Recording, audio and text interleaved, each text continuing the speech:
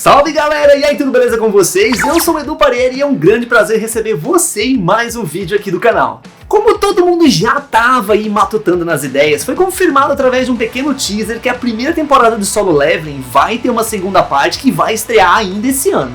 E na real isso não é nenhuma surpresa, né? Porque a galera do estúdio A1 Pictures sem dúvida fez um bom trabalho na adaptação. Além disso, o anime conseguiu fazer bons números de audiência lá no Japão, ele se manteve ali constantemente no top 10. É claro que teve ali um episódio ou outro que foi mais parado e teve gente que reclamou disso, mas no geral a adaptação foi um grande sucesso. Agora, o que a gente pode esperar daqui pra frente? Quais são as expectativas para a segunda parte? Será que eles vão mudar alguma coisa em relação ao original ou não? Nesse vídeo eu quero bater um papo com vocês sobre isso e aproveitar para fazer um apanhado geral de algumas coisas interessantes que eu observei nessa primeira parte da temporada. E isso já pode ajudar a gente a prever mais ou menos qual que é a direção que o anime vai seguir nessa próxima parte. Bom, para começar, a construção de mundo em Solo Leveling é uma parte crítica da história, já que é a partir disso que surgem os maiores conflitos do Jinwoo e da jornada dele para se tornar o caçador mais poderoso. O cenário de mundo moderno gera um contraste com esses elementos típicos de histórias de fantasia, onde um bando de monstros ameaçam a humanidade e aí os heróis são invocados lá para lutar contra eles. Ou seja, aquela clássica formulazinha básica que a gente já está acostumado a ver em tudo que é Isekai hoje em dia.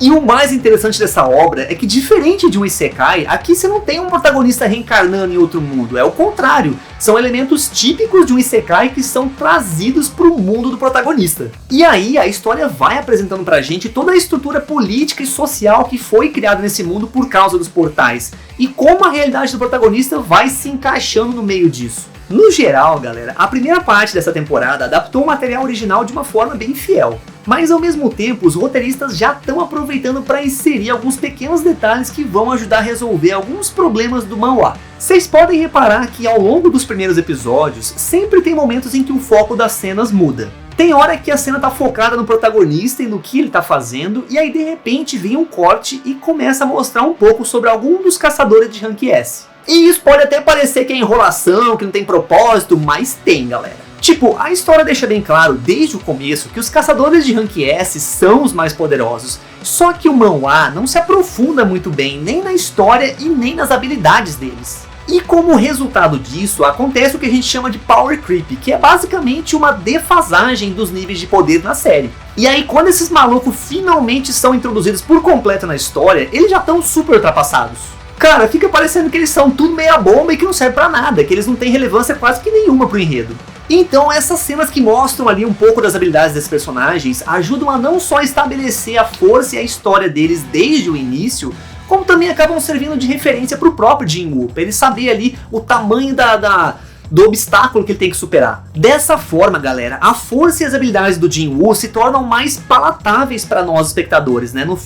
Não dá aquela sensação de que baixou o Deus Ex Machina no maluco e ele simplesmente superou todo mundo do nada. Além disso, esses pequenos detalhes são importantíssimos para ajustar o ritmo do anime em relação ao do manhwa. Aliás, por falar nisso, deixa eu te perguntar uma coisa. Você sabe o que pode ajudar esse canal a ganhar um poder Deus Ex Machina de verdade? O seu like, é claro! Cara, o seu apoio pode fazer toda a diferença não só na minha vida aqui, mas nas vidas de muitas pessoas à sua volta aí, pode ter certeza disso. Eu falo isso porque muitas vezes a gente subestima o poder que a nossa ajuda pode ter na vida de outras pessoas. Então, se você puder me dar um pouquinho da sua força, eu te agradeço do fundo do coração. Tamo junto aí, bora lá continuar.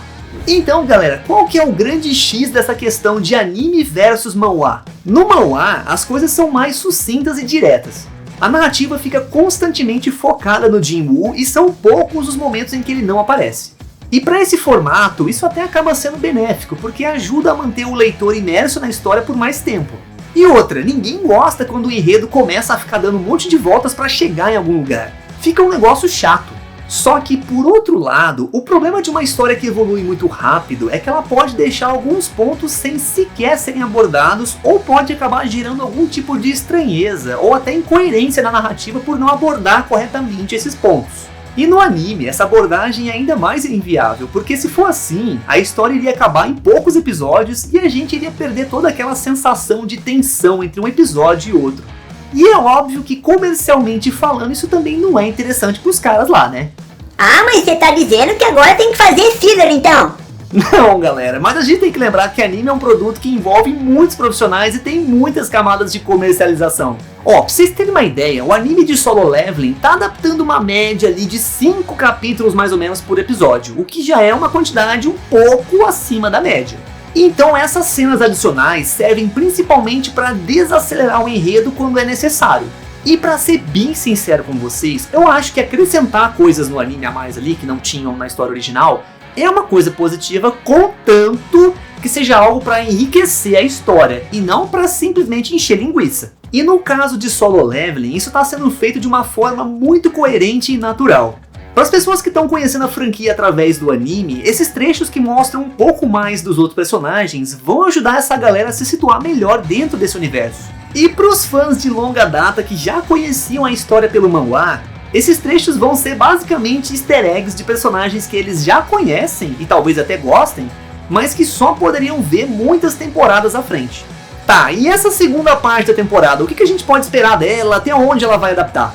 Então galera, já foi confirmado que vão ser 13 episódios que, somando com a primeira, vai dar os 25 que foram mencionados logo que o anime foi anunciado. E se a gente parar para analisar, a primeira parte adaptou mais ou menos 45 capítulos do manhwa. Sendo assim, eu acho que é muito provável que eles vão adaptar até o final do arco de Retorno ao Castelo Demoníaco, que acontece lá no capítulo 89. E a partir do capítulo 90, começa o arco da Ilha Jeju, que no caso ficaria para uma segunda temporada. E o mais legal é que eles já foram dando spoilers desse assunto ao longo da primeira, né? Vocês podem reparar que teve várias cenas dos caçadores de Rank S se preparando e falando sobre essa missão. E cara, uma coisa que a gente pode esperar com certeza é que eles vão continuar nessa pegada de acrescentar pequenos detalhes aqui ou ali para expandir o universo da história e melhorar ainda mais a narrativa. Fora que às vezes eles podem querer desenvolver melhor algum personagem específico que o manhwa não teve tempo de desenvolver. Anime é um formato muito dinâmico de contar uma história. Você pode adaptar uma história de uma forma mais direta e rápida, ou pode ser de uma forma mais lenta e detalhada. Isso só vai depender de qual vertente os diretores vão querer seguir.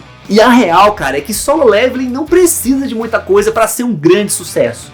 Porque antes do anime sequer ser anunciado, a franquia já tinha uma fanbase gigante há anos por causa da novel e do manhwa. Além disso, ele tem uma proposta interessante que é explorada de uma forma inovadora, usando inclusive elementos e lugares da vida real na ambientação da história. E em termos de protagonismo, o Jin-Woo é um personagem com um dos melhores arcos de desenvolvimento dos últimos tempos. A gente acompanha a luta literalmente diária dele para sobreviver dentro desse sistema estagnado que não oferece nenhum tipo de apoio para ele. E ainda por cima tendo que ser menosprezado pelos outros. Então a resiliência psicológica dele já é algo que coloca ele muito acima de alguns outros protagonistas aí.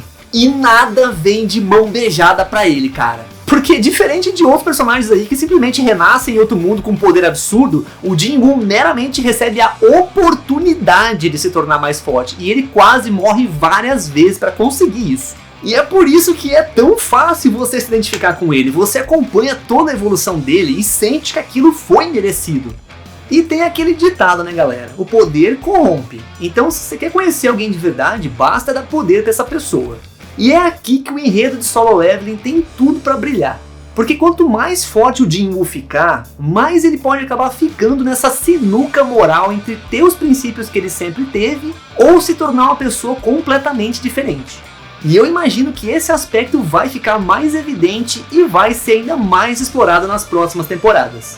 Cara, eu não sei vocês aí, mas eu adoro quando os autores colocam os protagonistas nessa corda bamba entre o que é certo e o que é errado, sabe? Mas e você? Qual que é a tua hype aí pros próximos episódios? O que você tá mais ansioso ou ansiosa pra ver no anime? Me conta aí nos comentários que eu tô muito afim de saber. E ó, foi muito da hora postar esse conteúdo e trocar essa ideia aqui com vocês. Então já aproveita e se inscreve aí no canal pra gente poder continuar conversando sobre tudo que acontece no mundo dos animes. Eu espero de coração que você tenha uma semana maravilhosa e um bom descanso no seu fim de semana. Um grande abraço e a gente se vê no próximo vídeo. Valeu!